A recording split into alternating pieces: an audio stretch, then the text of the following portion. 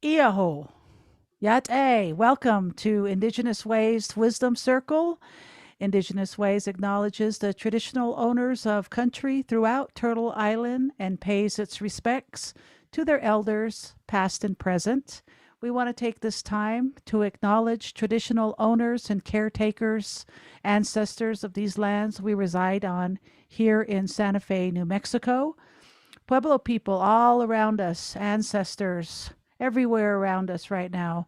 And wherever you're beaming in from, we'd like to acknowledge the traditional owners and ancestors of the lands you are at so we could be here today. Indigenous Ways is dedicated to bridging cultural exchange with people globally.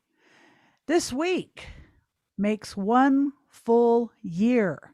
We have been Woohoo! hosting Indigenous Ways virtual events every week without fail. We have been able to support over 85 presenters. All events have had top notch, culturally, conceptually accurate ASL interpreters. We are so blessed for that. Thank you all for your support that has kept this platform going. And we have Diane Reyna, who is from these lands. I'm going to let Diane talk about herself. Thank you, Diane, for joining us this evening. And just to get started, since we have such a short time, thank you for joining us this evening. It is so lovely to see your beautiful, smiling face. It's been a long, long time. Thank you. Tell us a little bit about yourself and what has been important foundations for your creative process, i.e., your childhood, education, background, or basically whatever you feel comfortable sharing with us. Hey, good evening. I want to say thank you and Ta'a for all, both you and Elena's work this past year. It takes a lot of courage, and I'm sure that that people who have listened and have been affected and supported and comforted by your work. So I want to give you thanks for what you do in a creative and helpful way. And so I thank you for the opportunity to be here. And as you said, it's been a year for you this week when you started this important work. And we've all, to one extent or another, have gone through a lot. You know, as communities, as individuals, as families.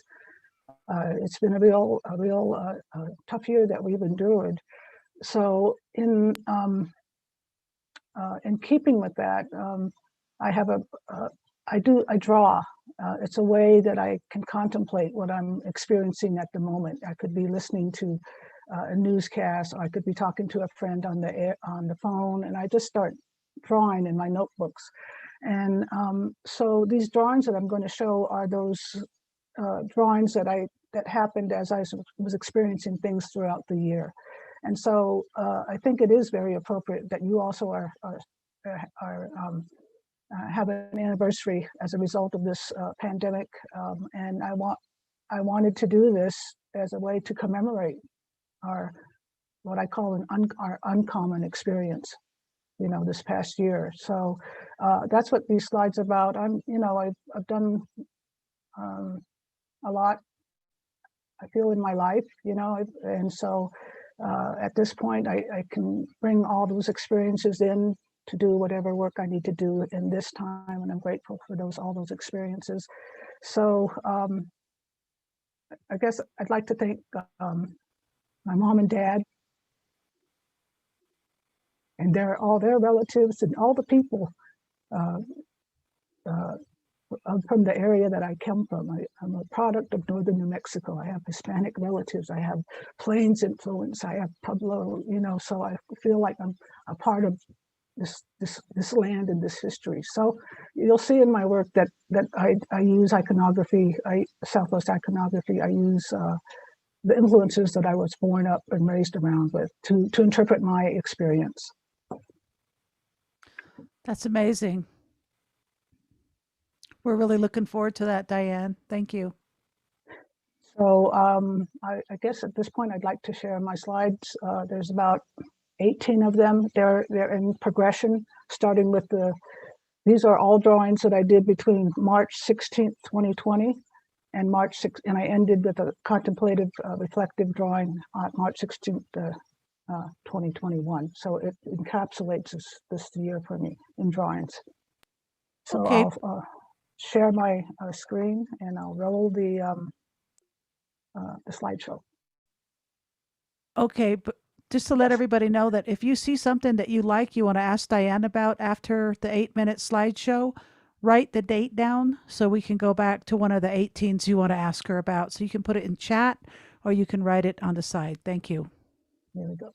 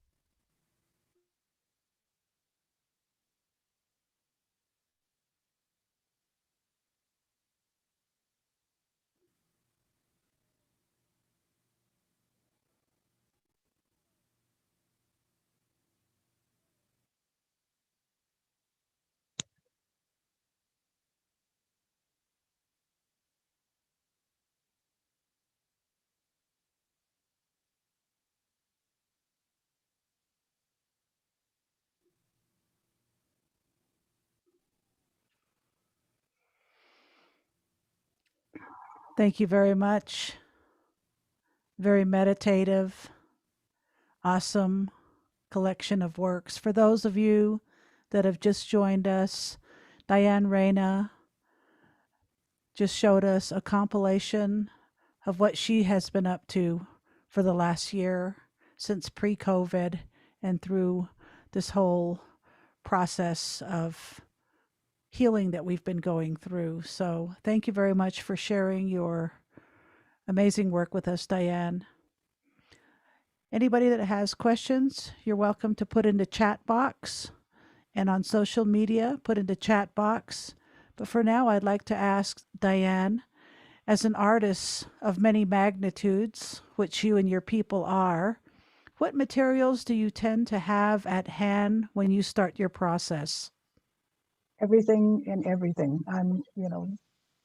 Creative people, for me, for myself, I look at everything as a possible tool or a possible inclusion into my work.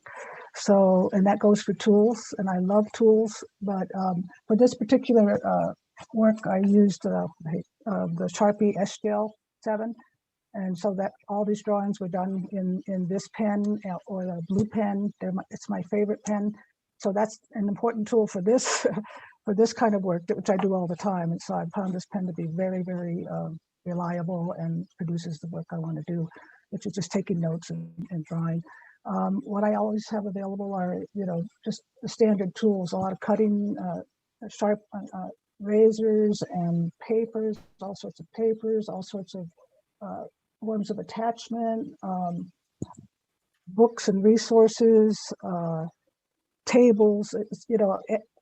I think for every artist, we all have our special tools, but so I have them. My office is half office and half studio. So everything I need is right here. Amazing. When I was a student at Institute of American Indian Arts, I would go into the woods around these areas with artists, and they would just make art. It was amazing, taking bark and twigs and willow and wrapping stuff with leather. And I've got pieces still in my house from those days. So, what is your mental creative process or process that maybe intermingles with your hand as your creative process is happening? Do you have a story, i.e., beginning, a middle, and end? How does all that work when you create this amazing work?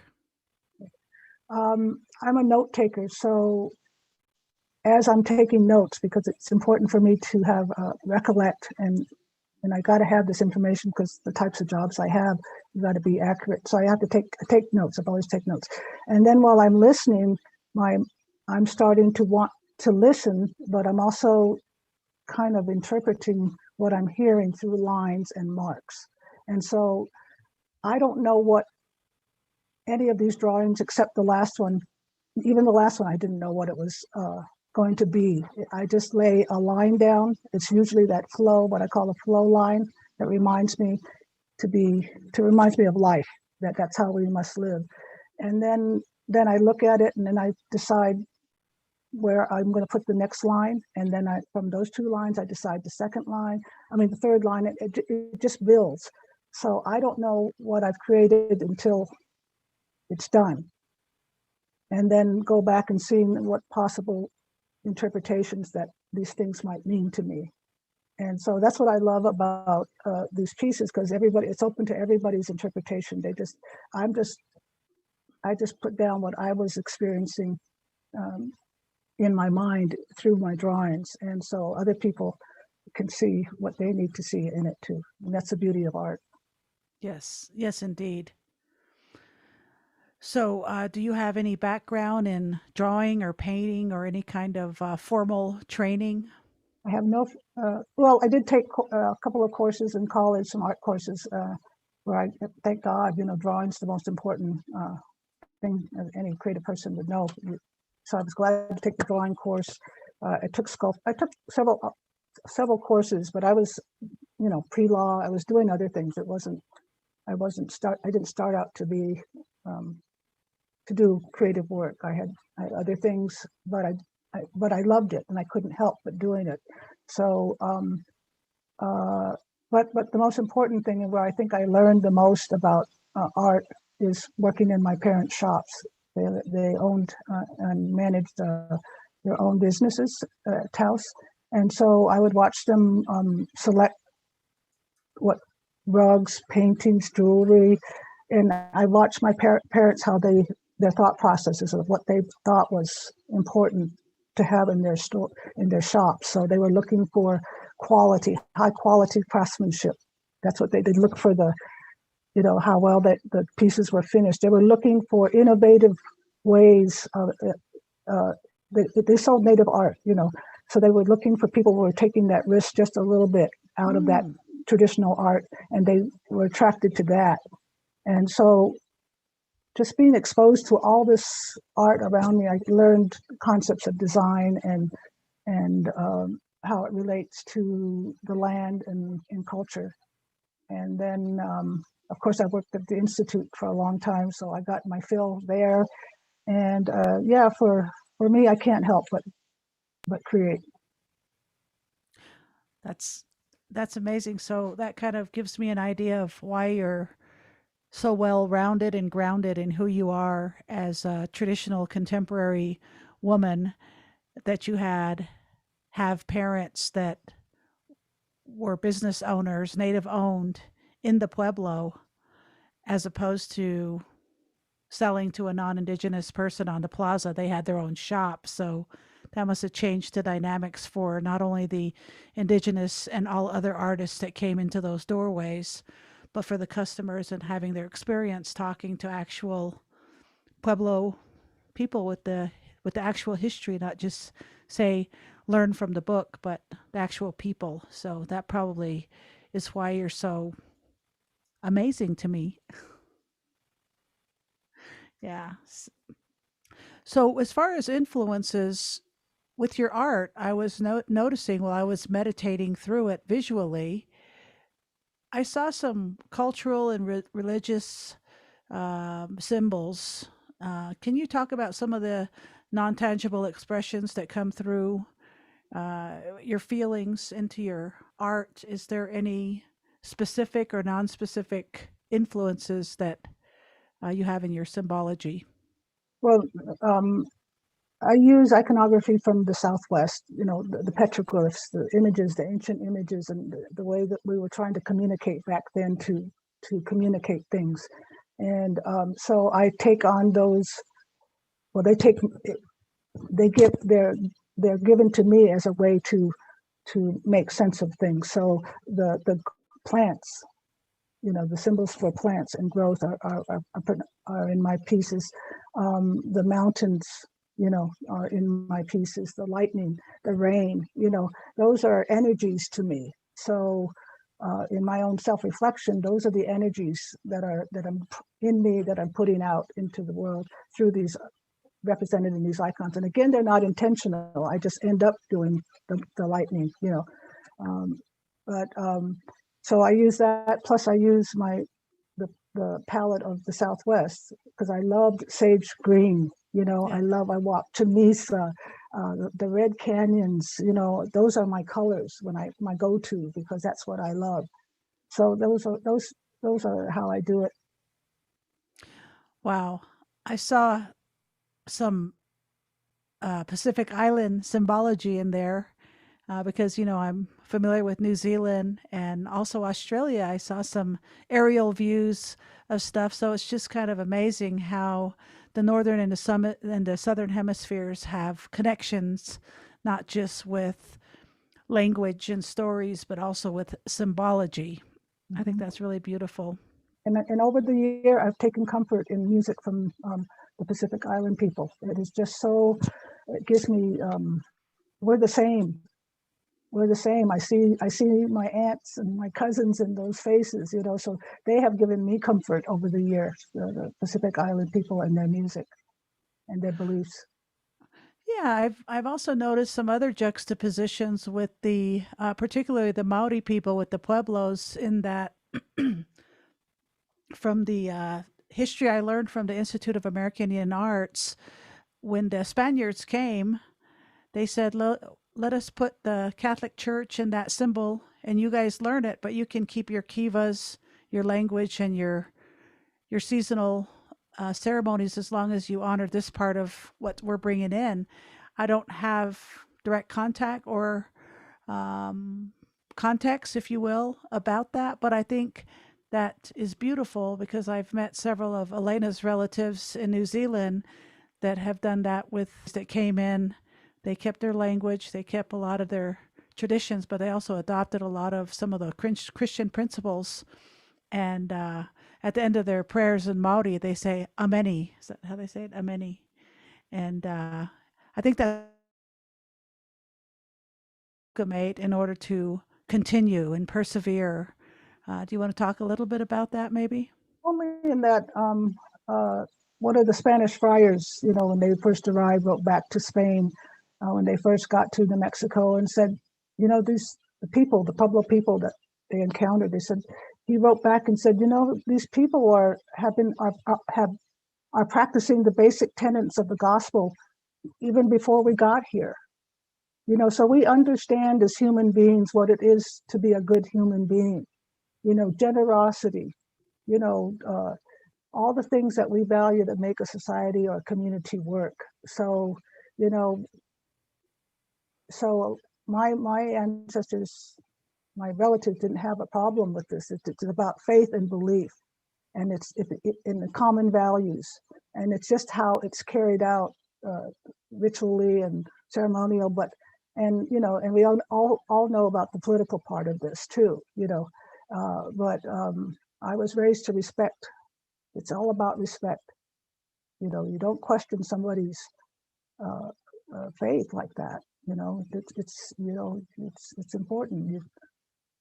So that's all I have to say about that. That's the epitome of what I know about the Pueblo people is also we've got a lot of context with the Aborigines of Australia in the outback, Northern Territory, Southern Australia, Uluru, Alice Springs, and some of those areas where we've traveled with our music. The nicest people. I mean, unbelievable.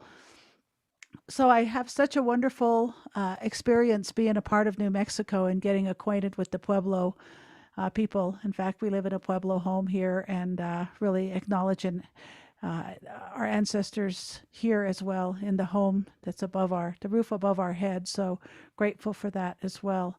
So last year, Diane, when we started this, we were in such a quagmire with the unknown, a tremendous amount of fear.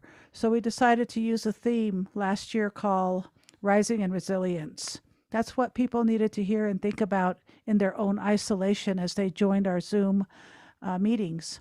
So we got past that, and now we're into 2021. We survived 2020. Oh my God, that's such a miracle. We're still here. Yay! So this year, our theme is Thriving in Purpose.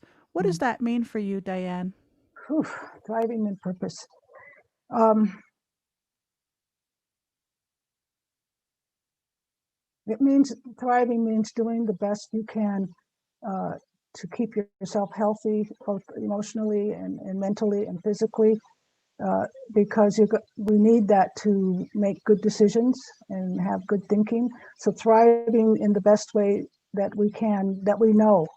Sometimes people have different information, but thriving the best way that has worked for us, and trying to be at your optimum self. But it's been a challenge, I know, for everybody to do that. So you just kind of have to know what to choose that's going to help you thrive. So I try my best. I'm not always successful to get a good night's sleep. I pre-write 3 pages every morning. I meditate, I walk, so those are the things that get me ready to meet the challenges of the day, because it's been a pretty tough experience for me in terms of anxiety and stress over the last year. And it's taken every bit of of using my self-care tools, working with a counselor, things to keep me in that flow, because it's so easy. This is overwhelming stuff, and we've all been through a traumatic experience, and I think we all need to acknowledge that for ourselves. And I think this is what my slide presentation is about, that nobody's really acknowledged the crap that we've been through over the last year. And that's why it was so important that President Biden and Vice President Harris do that commemoration of that 500 when we got to 500,000, because nobody's acknowledged the suffering all this time. So it was my way of acknowledging at least my experience through this thing.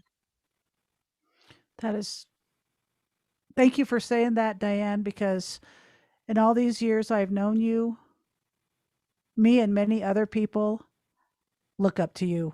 You just have always been a mentor. Even when you were young, you were a mentor. You were already an elder in my heart. You just own that. You have that. That's the title that you've always carried in my heart. And I've never, never stopped remembering the first time I walked into your film class and you said, "This is our first class. Guess what we're going to learn to do today? We're going to learn to put that camera on a tripod and turn it on and dismount it." And I went, wow, this is different. And then I went to College of Santa Fe Film School and we went into the first history of Eastman Kodak, the first moving picture, and all this history. And then I was right there on the same campus, old CSF campus. Over here was IA and CSF. And I was looking at the Greer Garson studio that used to be the gym. Remember that? I was looking at all the Indians over there, and I thought about you, Diane. I thought, boy, I went to her film class, and she just put us on the camera and said, check it out and go start shooting and bring it back, and let's see what you got. Figure out a story. I thought, wow, that's the Indian way of teaching, man. Just put your hands on it, and let's get going now. So I'm going to go to this off that little story. Thank you for that. Everybody that has just joined us, please turn your cameras on. Now is the time. All you Zoomsters, come on in. Say hi to Diane. Let's give her some love. Let's get some love from Diane. That's what this is all about. What else is there, right? I'm going to let... while people are turning on while their people cameras are turning on and their finding out cameras, where they are, we're just going to read a couple of comments. And if you want to share, if you're in Zoom, just put up your hand and then we'll go to you so we know who wants to share and not kind of harass you what you want to do. So if you know where the hand button is, or just stick up so we know. Here we go. do we got Karita Coffee? There's Irene and Pat, everybody, Jane. How wonderful, David. And look where you're at. Jeez. Carnell. Oh my goodness, Catherine. Oh goodness. It's so good to see everybody. All right. Well, I'll just go to the comments real quick. David Gomez is saying, very moving and powerful. I thought a sense of calm and order had set in by July, as opposed to the apparent disorder of the early days of the plague year. I especially like the DNC image and the cross-looking one from around then. That's David. Thank you, David. And the next one is Amber. So much. Can you speak about August 1st? It seems like there's a lot in there. Let me go to this, share the screen again, and we'll go to the slide. August 1st. August 1st. I have, yeah. So this one, well, the slide before are the notes and an initial drawing, and then the next day I went and saw the outline coming through this page, and so I just took the initial outline from the opposite page and just started with, again, that flow line and following the lines and then just adding to it. You know, Eliza is a beautiful person, a beautiful creative person. She's a light in my life, and I think from watching her explain her mural just debuted at the Wheelwright that day. That's what the online presentation was about. So this is just my love for Eliza and her courage that she does every day as a creative person and being such a beautiful person. And so this is reflective of what I feel about her. Beautiful. Thank you for that. And Lehigh Edwards says, phenomenal work. Yes, August 1st is intriguing. Same thought here, sister. That particular one was much lighter than the others, which were darker. On to Michelle Mormel. Thank you for being with us, Michelle. All your work, Diane, is so dynamic. Thank you, Michelle. On to Gwen Shunatona. Amazing. Diane, outstanding to me was how dense the images were until the historic confirmation of Deborah Haaland as Secretary of Interior. It seems the density was opened up. Exactly. Mhm. Where is it?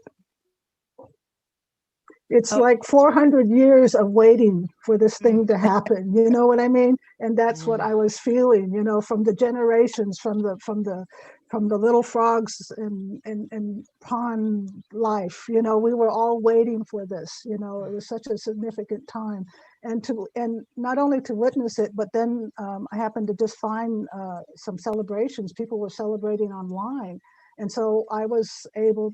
So that's where part of this energy comes for this piece, just reading everybody's excitement and happiness.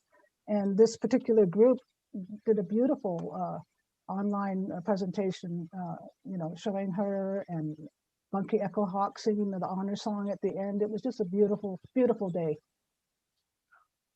wow. Thank you. And then Leahy Edwards says, same thought here, sister. That particular one was much lighter than the others, which were darker. 1120, Human Spirit, was quite interesting. 11:20. Can Oh, you yes, can you yes, tell us yes. about that? Let me go back here.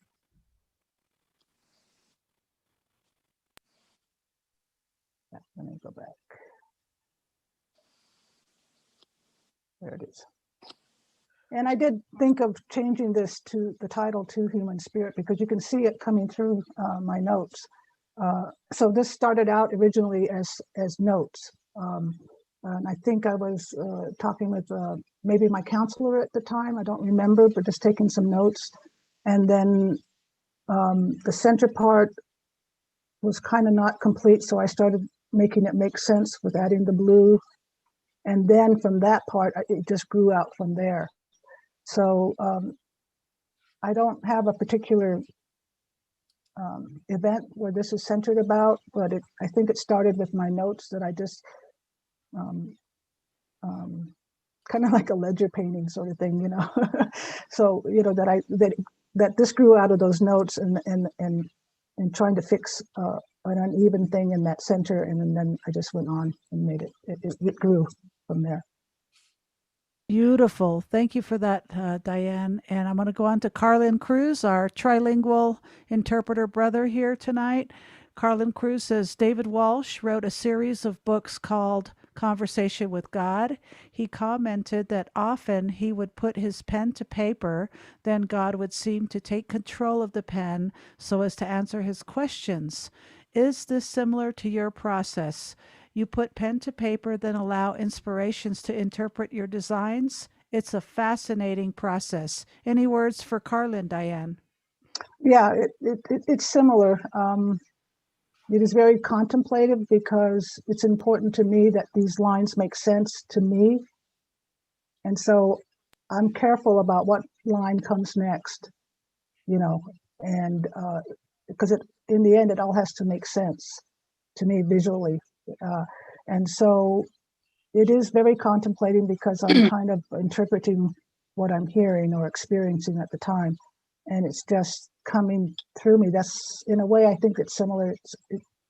This comes through me and I just, it's just what it is. And I don't know if it's divinely inspired, but it's the events that inspire me to interpret it in this way. Thank you so much for that, Diane. And on to our sister, Carrie, who is a brand new transplant to Santa Fe. Thank you, Carrie, for joining us. Carrie says, I appreciate your knowledge, how difficult the past year has been for everyone. I love that you put your drawings in context of the environment you are in or the social media event. They read me to me as downloads. I feel them enter me and have a healing quality that makes some of the chaos of the past year manageable. I want to say thank you. I am so inspired and grateful. Thank you for those kind words. I appreciate it. And the Chamisa Foundation says, Ta'a, Diane, for sharing your amazing work. I am in awe of the details in each piece. Thank you, Amanda, our executive director of the Chamisa Foundation. Awesome. Okay, we're going on to social media now. And Kathy Luke Chow, thank you for beaming in with us. This is Kathy. Very inspiring. Encourages me to incorporate more art. Hold on a second, please. Lost that. Encourages me to incorporate more art, less thinking in my daily life to strengthen mental agility. Thank you. I always learn so much from your program. Pacific Island music makes me cry. So sweet. I agree. And our beautiful sister, Hilda Ritchie from Wisconsin. Hi, Hilda and Christine. Miss you and love you. Hilda says to you, Diane, very interesting. Thanks for sharing. Thank you. And our sister, Paloma Rosales. Greetings, everyone. And that's all the comments. So anybody want to share now? We can take these slides down and open up the screen.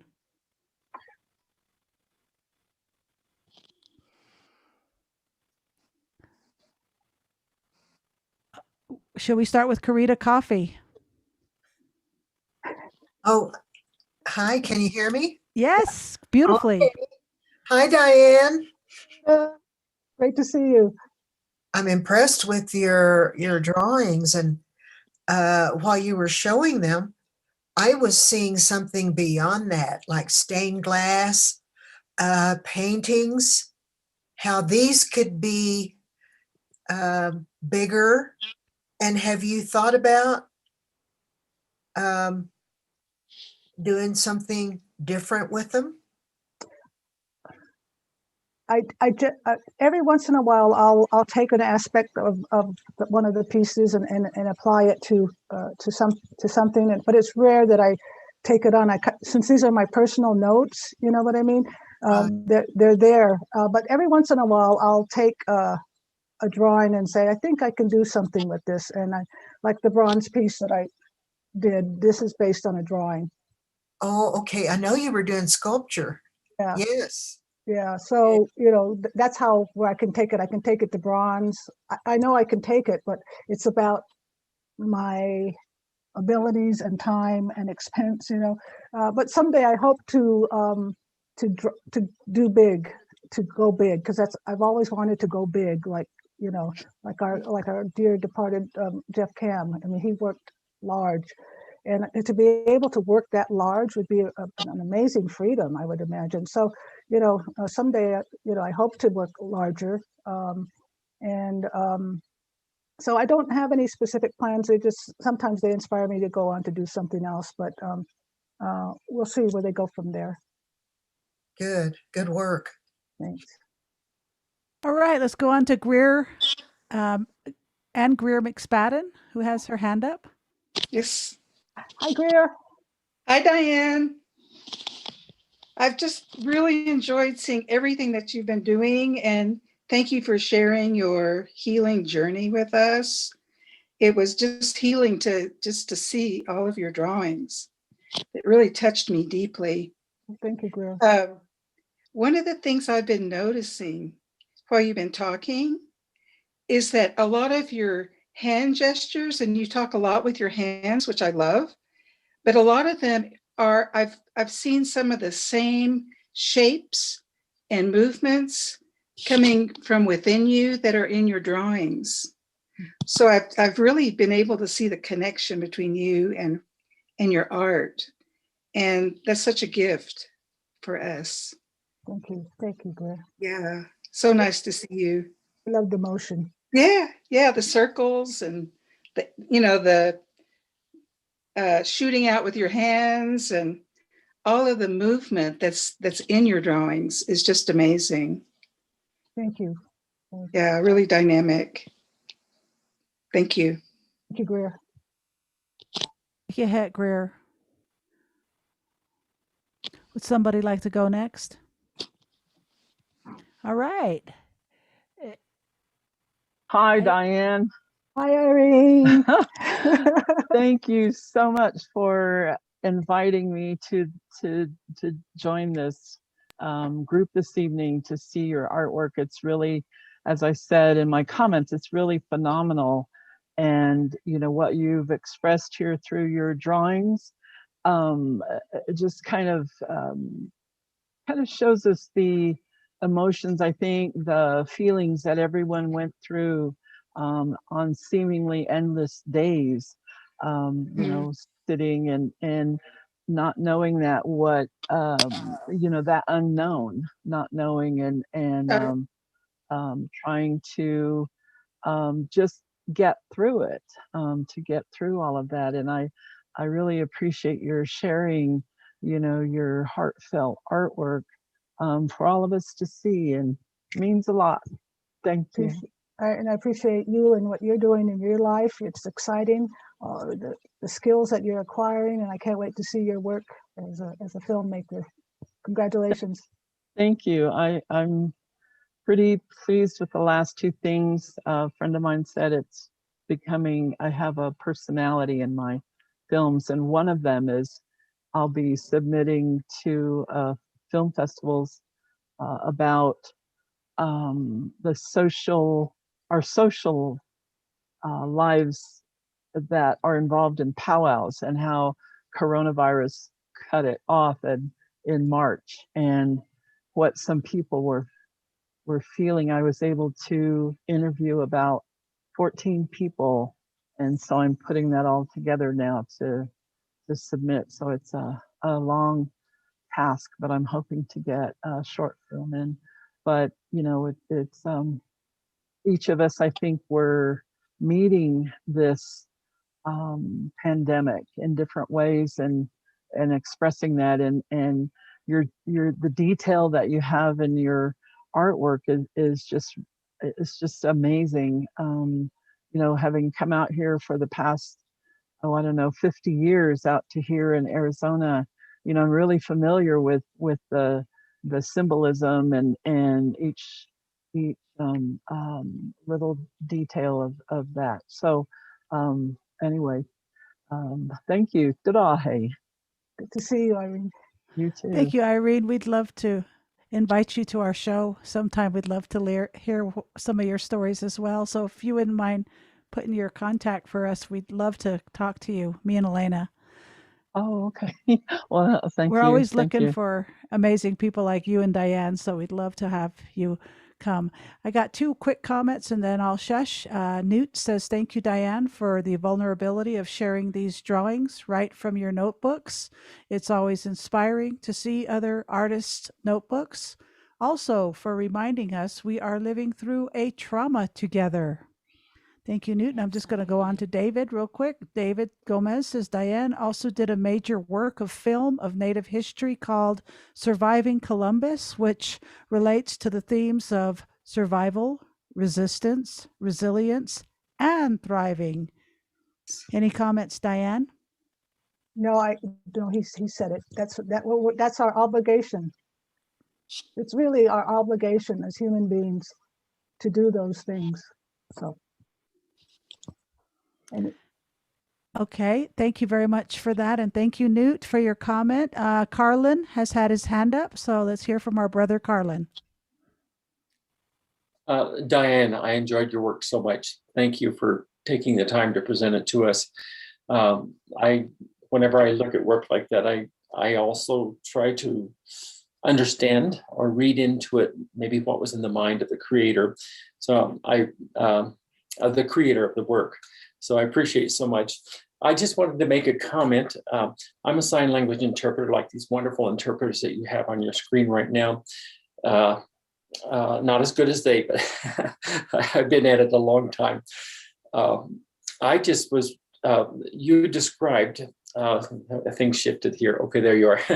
You described as putting a line through your work, like kind of in that kind of a format, kind of showing the ebb and flow of life. And I've been around a long time and seen a lot of different signs. sign language is just like English or whatever other language. It evolves and changes and stuff. But a young Indigenous lady came up with a sign, or she has a sign for things. And sometimes her sign for things, I know it has to be related to her Indigenous upbringing, but your ebb and flow of life reminded me of her sign for whale, which I just thought was the most beautiful thing, like a WHALE, like big fish, and I think I signed big fish, but she signed this, and it just reminded me of the ebb and flow. Like this is the tail of the whale, and she signed it so beautifully. It was just incredible. It really stuck with me, and I know it has to come from her Indigenous background because, and also from her deafness, because she visually signs what she sees. So I just wanted to make that comment. I made that correlation between the ebb and flow of life and the whale sign as it moves through the water. So Yes, thank you. I don't Thank know. you for that. I appreciate it. Yep. You have no idea how much you're loved, Carlin. We love you. He's also a trilingual interpreter, everybody, so he's amazing. I want to pass it on to who I call my best friend, Candy Jones. Hey, Candy, what's up? Candy, You're muted. unmute. Well, I was going to say thank you, Diane, for helping us to not only survive Columbus, but to survive COVID. Mr. Gomez touched upon that earlier. I just was so blown away. I just made all sorts of notes, nothing like what you do, about the integration and the movement and the flow and the balance and the evolution of what you were drawing and the time that you spent with really fascinating presenters and inspiring women to use this time of challenge to celebrate and observe and commemorate in this incredible time capsule. And I just loved it. Thank you. I really appreciate it. Thank you so much. Love you, Candy, so much. Okay, well, we are going to be able to lay our eyes on our beautiful Pacific Island, New Zealand, Australian, American triple citizen, Elena Higgins. Get ready. Great. Thank you so much for your incredible essence of what you've been doing during this time. We're going to go into some commercials. I'm also going to spotlight some people, including myself, so that can go out in the back end of social media. But anyway, this is what we do during the show.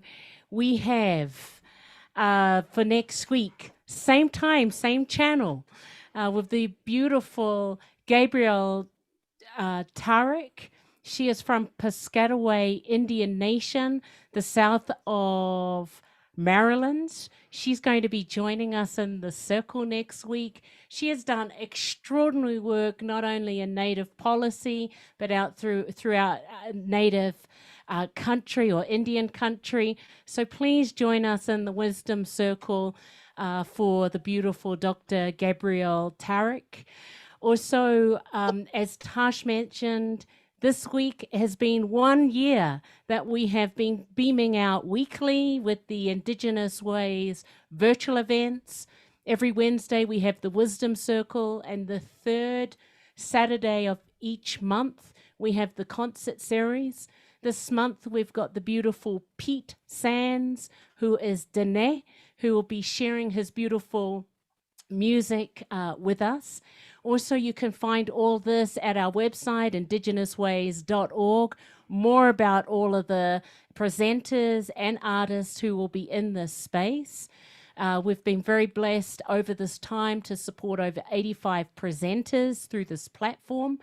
Now, a lot of you are so jazzed about what Diane Reyna has shared, and we know you want to share that with friends and family. That will be available in our archives video library in the next 48 hours, so you can go there. Please share that with all your friends and family, and also share the experience that you got from it. And like what a lot of people have shared in our circle, thank you for that. You can also at our website, IndigenousWays.org, sign up to our newsletter that we put out weekly. All of these events have been free. All of the events have ASL interpreters making access available to all. Thank you to our individual donors that have kept us going during this time. Also, thank you to our sponsors. So I want to acknowledge our sponsors at this time, who are Native American Advise Fund, the Santa Fe Community Foundation, New Mexico Arts, and Westaf, who have generously been able to make this happen. And also, without you, whether you're coming in live on the Zoom, whether you're live on social media, or you're watching the recordings of tomorrow, today, thank you so much for supporting us and being here. If you want to donate, you can go to our website, Indigenous Ways Donate, to keep us going.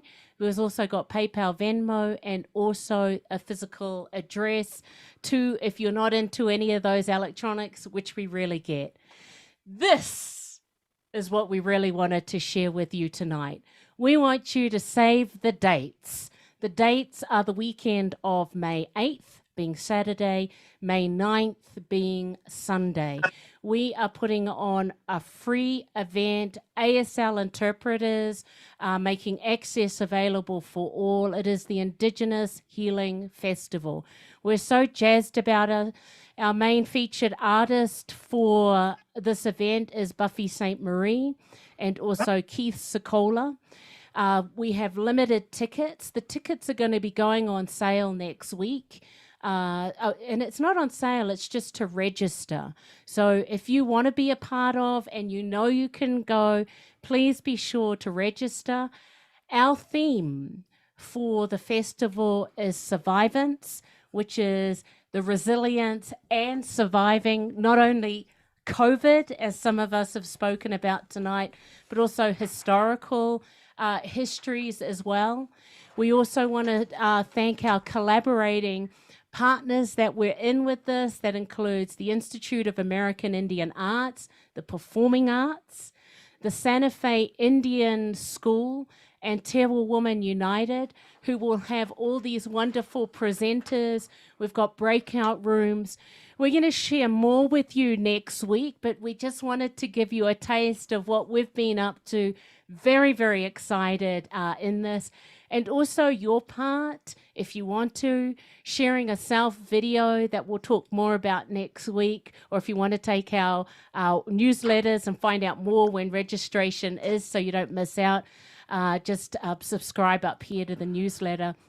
But lastly, I want to say we've got a few breaks, and during those breaks, we're encouraging not only our peeps through the virtual events to also, if they want to do a self video of their survivance during this time, so we can share that through the networks. And I'm just going to go back to our full screen. And I just want to share, when we had Buffy St. Marie in 2019 at the Lensic Theater, it sold out in 1 week, over 800 tickets. It was standing room only. So get your tickets.